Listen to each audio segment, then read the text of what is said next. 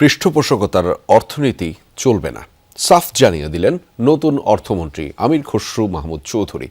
জানিয়েছেন সবার জন্য সমান সুযোগ সৃষ্টি করতে হবে, দেশের প্রতিটি মানুষ পাবেন অর্থনীতির সুফল। সচিবালয়ে প্রথম দিন বাণিজ্যমন্ত্রী জানান, বাজারে পণ্যের ঘাটতি নেই, রোজার মধ্যে সংকট হবে না।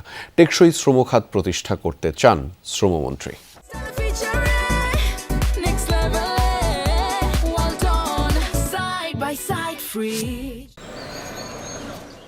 দুপুর 1টার দিকে সচিবালয়ে নিজ দপ্তরে যান অর্থমন্ত্রী আমির খসরু মাহমুদ চৌধুরী। এ সময় তাকে শুভেচ্ছা জানান অর্থ বিভাগ, আর্থিক প্রতিষ্ঠান বিভাগের সচিব ও এনবিআর-এর চেয়ারম্যান।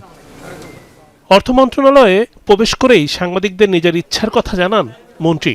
বলেন, প্রতিষ্ঠানগুলো ধ্বংস হয়ে গেছে, এগুলোকে ঢেলে সাজাতে হবে। আমাদের প্রথম কাজ হচ্ছে প্রতিষ্ঠানগুলোকে ঢেলে সাজাতে হবে এবং এগুলোকে প্রফেশনালি তৈরি করতে হবে, স্বচ্ছতা আনতে হবে কাজের মধ্যে। পৃষ্ঠপোষকতার ব্যবসা বাণিজ্য অর্থনীতি রাজনীতি হয়েছে, এই কারণে রেগুলেশন আরও বেশি হয়েছে। কারণ যত বেশি রেগুলেটেড হবে অত দুর্নীতির সুযোগ থাকে। এই জন্য ডিরেগুলেশন করতে হবে, আমাদেরকে সিরিয়াস লিবারালাইজেশন যেতে হবে। পরে অর্থমন্ত্রীর কাছে দেশের সার্বিক অর্থনীতির হাল হকিকত তুলে ধরা হয়। এ সময় উপস্থিত ছিলেন Bangladesh bank governor doctor Ahsan ইস মনসুর।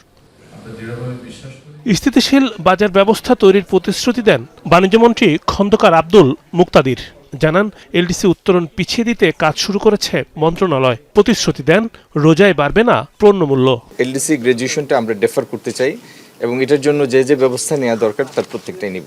বাজার স্থিতিশীল থাকবে যদি আপনার পণ্যের সরবরাহটা স্বাভাবিক থাকে।